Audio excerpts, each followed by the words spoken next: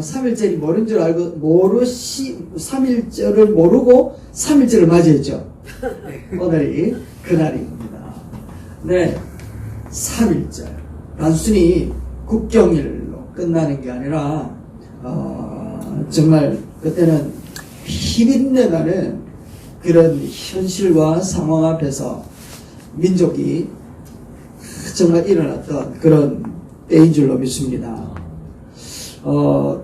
거리로 나와서 대한독립 만세를 외쳤던 그런 날인데, 이 사람들의 그 절규, 그 외침 속에는 답답함이나 그런 상황 속에 극복하고 이겨내야 되겠다라고 하는 그런 외침이 아니라 그들 속에서는 신앙이라고 하는, 믿음이라고 하는 것을 붙들고 세상을 향하여 부르짖는 소리였던 것을 우리는 알고 있습니다. 왜냐하면 민족의 대표 33명이나 되는 그 많은 사람들 중에 절반 이상이 기독교인이었고 또 절반 이상이 천도교였다는 사실이었습니다. 종교가 하나가 통합이 되어져서 민족을 향하여 함께 한 마음이 되었죠. 그런데 그들은 정치적인 계산을 가지고 외친 것이 아니었다라는 겁니다. 특별히 이들이 민족의 대표가 될 수 있었던 것은 그들의 모임을 통하여 독립운동을 할 수 있는 근거가 마련되어지고 나라가 회복도 할 수 있는 그런 터전을 마련할 수 있는 데에 기초를 쌓았던 사람들이 바로 이 사람들이었기 때문에 그렇습니다.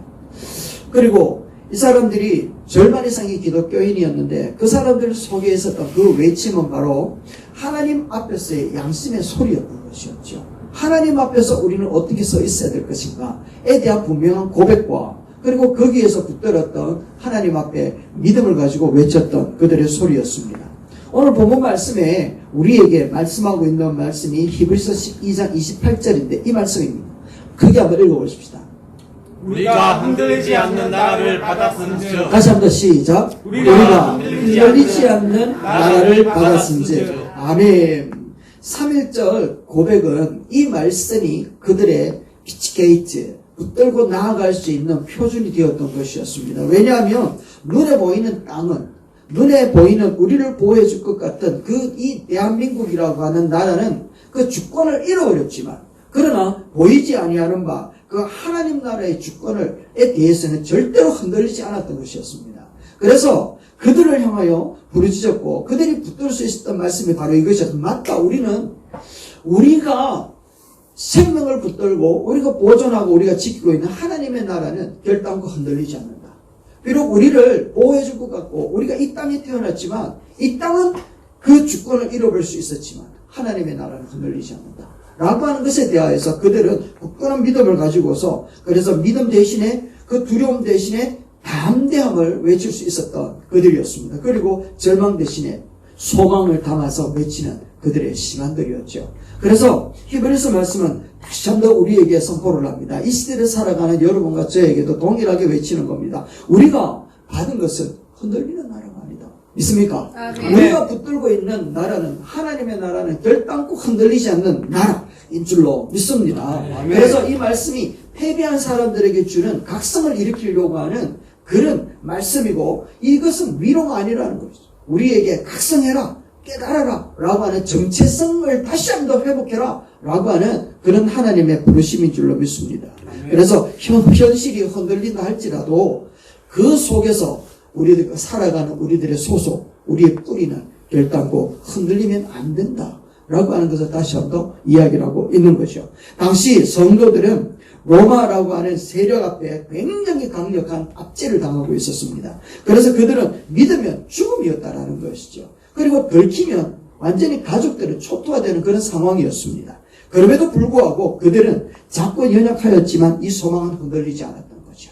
그래서 히브리서 기자는 다시 한번 외치는 겁니다. 야! 우리가 붙들고 있는 하나님의 나라는 결단코 흔들리지 않아.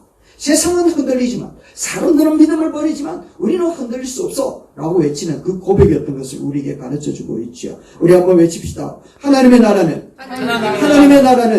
흔들리지 않는다. 아멘. 우리가 받은 나라는 흔들리지 않는 줄로 믿습니다. 3.1절 당시의 신앙을 가지고 있었던 그 현장도 마찬가지였습니다. 총칼 앞에서 그 사람들, 백성들은 정말 연약했던 사람들이었잖아요. 그리고 그들의 외침은 정말 사소한 그런 외침들처럼 보였습니다. 그러나 그들의 외침은 그런 정치적인 구호를 외치는 그런 소리들이 아니었다라는 거죠. 그들의 존엄, 하나님 앞에서 서 있는 우리의 존엄성, 우리의 가치관, 우리의 이 자존감들을 드러내려고 하는 그런 모임이었던 것을 우리에게 보여주고 있습니다. 여러분, 이 사람이 누굴까요? 유관순. 맞습니다. 여전히 누나입니다. 나이가 지금 100살이 넘었을 텐데. 여전히 누나입니다.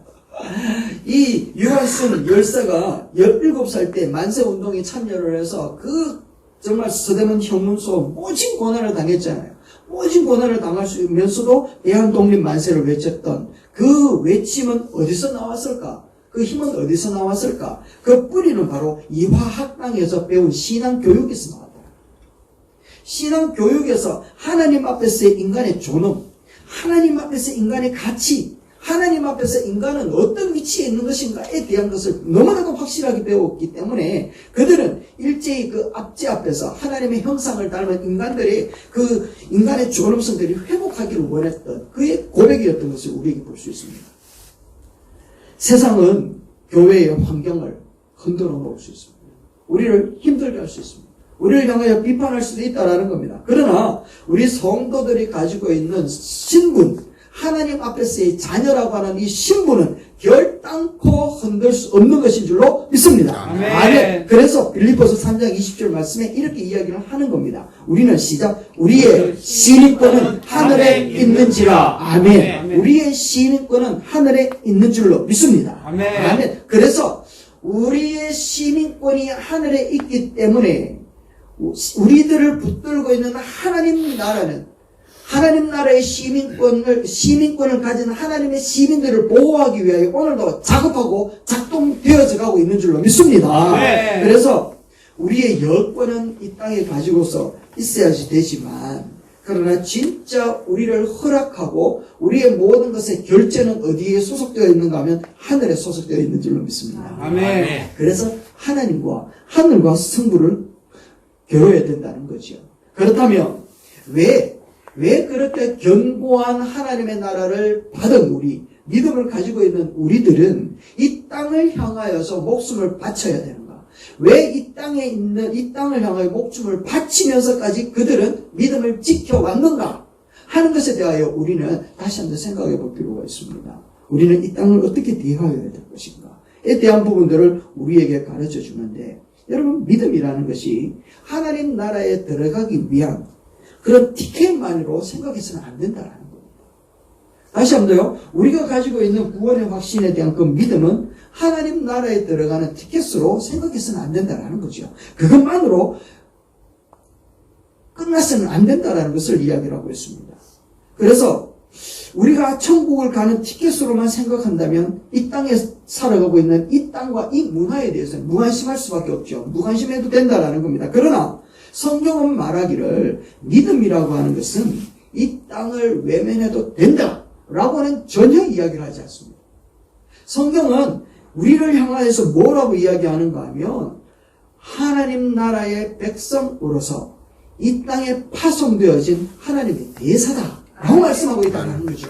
그래서 우리는 하늘 대사인 줄로 믿습니다. 아멘. 여러분과 저는 하나님 나라를 대신하여 활동하고 생활하는 대사라는 것을 결단코 잊어서는 안 된 줄로 믿습니다. 아멘. 그래서 로마서 5장 20절 말씀에는 이렇게 이야기를 합니다. 우리가 그리스도를 대신하여 사신이 되었다. 아멘이십니까? 아멘. 우리가 그리스도를 대신하여 사신이 되었다. 라고 이야기를 하고 있습니다. 여러분과 저는 하나님 나라의 대사, 사신인 줄로 믿습니다. 아멘. 아멘. 그래서 여러분을 보면 모든 세상의 권세들은 다 무릎을 꿇을 수밖에 없죠. 왜냐하면 그리스도의 권한이 우리에게 있기 때문에 그런 줄로 믿습니다. 그러므로 우리가 나라를 사랑하는 이유는 정치적인 입장 때문에 그런 게 아니라는 거예요. 또한 하나님의 나라를 사랑해야 되는 이유는 우리들의 이름을 드러내기 위하여 그렇게 사랑하는 것은 아니라는 겁니다. 우리가 이 땅을 향하여 사랑하는 이유는 하나님 나라에서 파송되어진 천국 대사의 사명 때문에 그렇다는 거예요.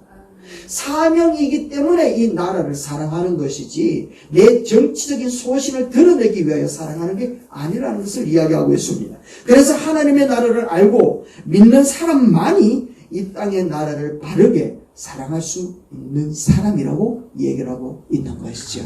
여러분, 하나님 나라의 대사입니까?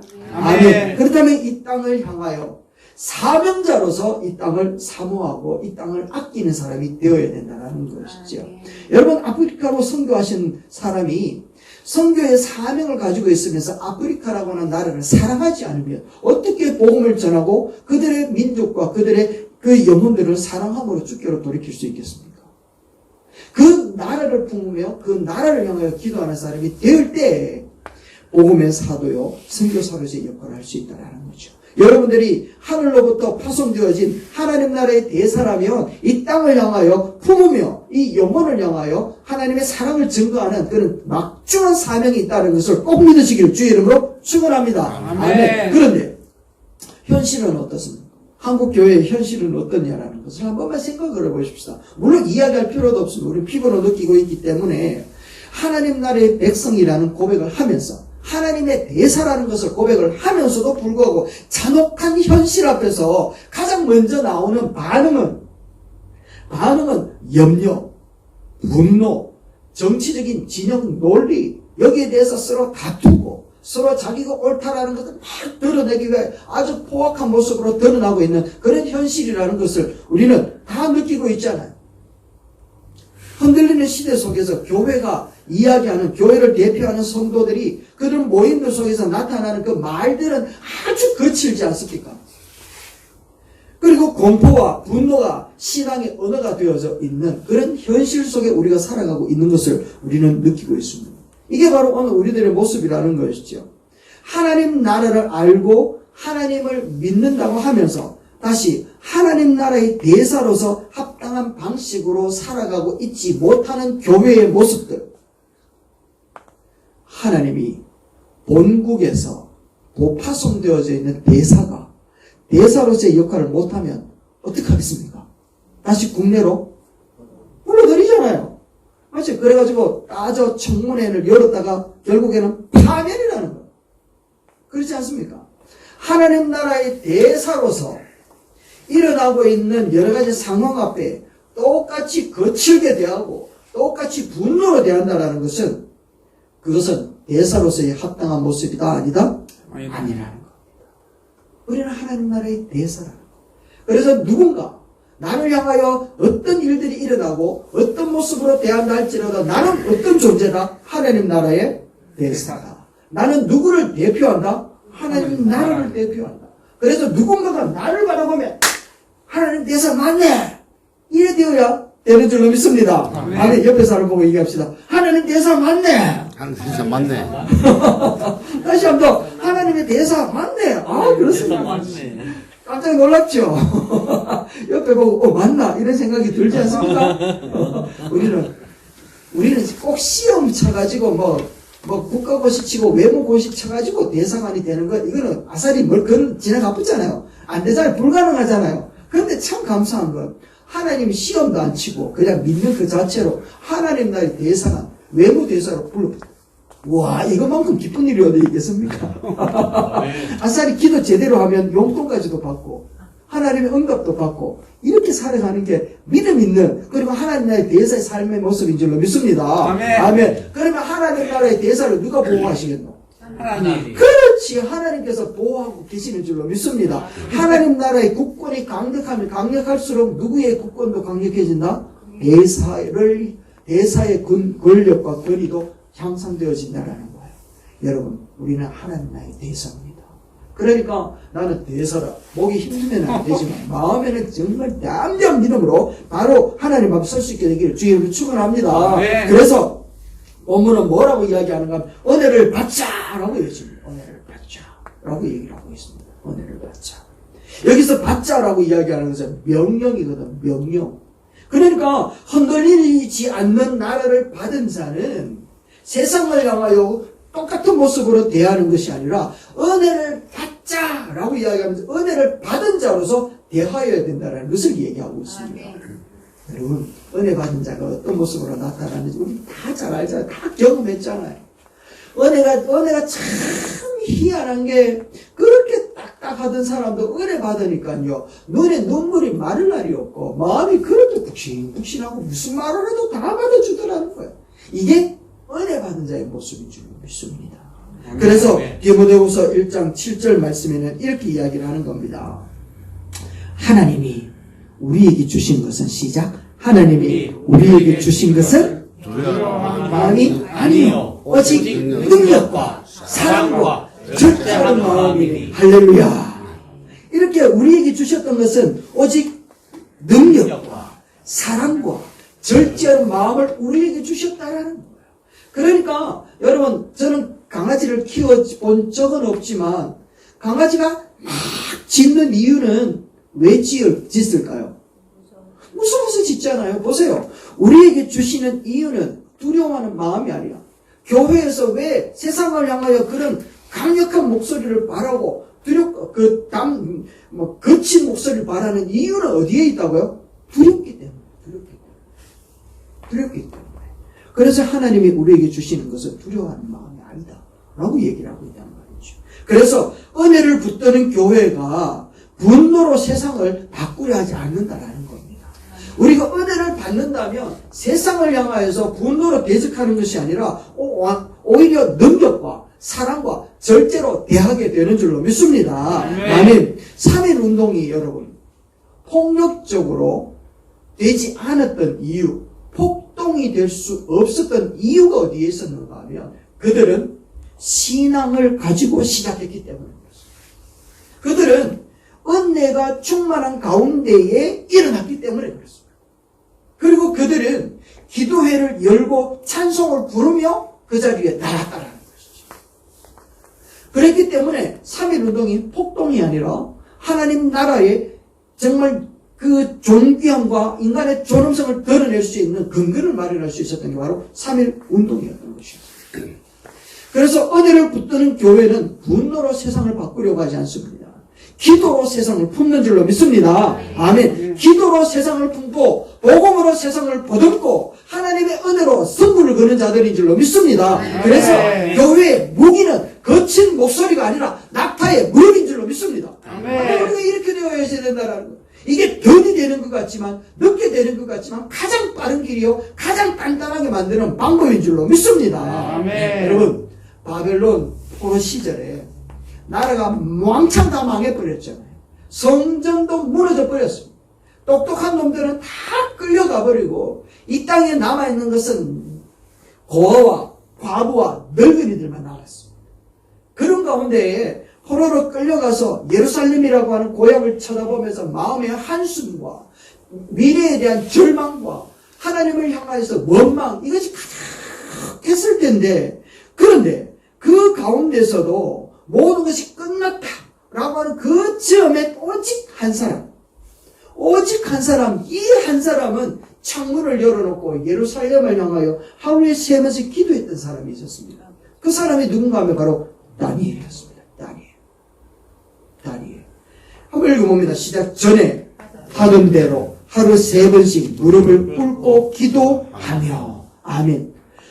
모든 것이 다 절망적이고 모든 사람들이 안 된다는 바로 그 순간에 기도를 붙들었던, 기도로 나라를 품고 기도로 모든 것을 포함했던 이 한 사람 다니엘의 기도로 결국에는 그 바벨론 그 체제 속에서 하나님의 이름이 높이 들리는 역사가 나타나게 되어졌다는 것 아니겠습니까? 그리고 왕이 조서를 내려서 다니엘이 하나님을 경외하라 라고 선포를 했고, 그리고 다니엘의 때가 왔을 때에 고레스 왕은 결국 이스라엘이라고 하는 나라로 너희들이 다시 돌아가라 라고 하면서 하나님의 말씀이 70년 만에 회복되어지는 역사가 일어나는 것을 우리에게 보여주지 않습니까? 여러분, 이스라엘이라고 하는 나라가 그 세력 가운데서 굳건하게 세워질 수 있었던 것은 힘이 아니었잖아요. 칼이 아니었잖아요. 무기가 아니었잖아요.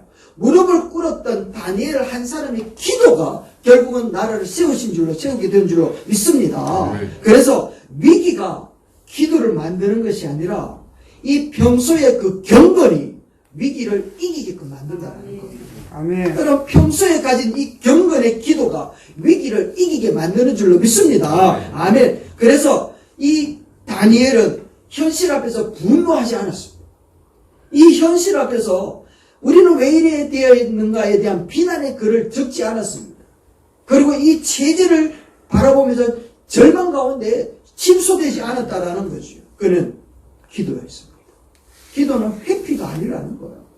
기도는 하나님의 주권을 붙드는 행위고 아멘. 결국 이 기도는 사자굴 앞에서도 사자의 입을 틀어막게끔 만드는 하나님의 역사하는 필드를 만드는 하나님의 방법인 줄로 믿습니다. 아멘. 여러분 그래서 오늘 우리 한국교회가 해야 할 일도 마찬가지인 줄로 믿습니다. 나라의 미래가 진짜 걱정되어진다면 먼저 무릎을 꿇어야 될 줄로 믿습니다. 아멘. 여러분 은혜를 붙드는 교회가 기도로 서기 시작할 때 그 교회는 흔들리는 시대 속에서 민족의 덤불이 될 줄로 믿습니다.